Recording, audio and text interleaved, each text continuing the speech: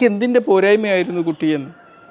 ആ ഫോട്ടോയുടെ ഇപ്പുറത്ത് നിൽക്കുന്ന മനുഷ്യനെ നോക്കി പറയുന്നു, ഈ പണ്ടാര പഹയന് ഇവനെന്ത് ഗ്ലാമറാണ് എന്ന്.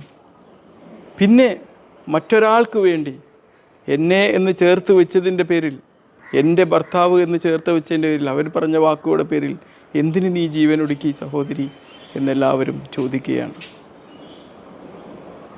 വർണ്ണത്തിൻ്റെ പേരിൽ, ജാതിയുടെ പേരിൽ, മതത്തിൻ്റെ പേരിൽ, പണത്തിൻ്റെ പേരിൽ വിവേചനത്തിൻ്റെ ഫാസിസം, അത് ഈ മനുഷ്യന് പറഞ്ഞതാണ് കുട്ടി.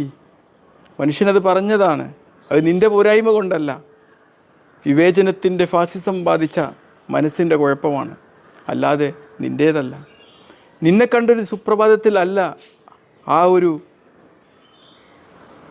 പുരുഷന് അതുപോലുള്ള വികാരങ്ങൾ ഉത്ഭാവിക്കുന്നത്, അതുപോലുള്ള വിവേചനത്തിൻ്റെ രാഷ്ട്രീയം അവനിൽ പിറക്കുന്നത് ആ ഒരു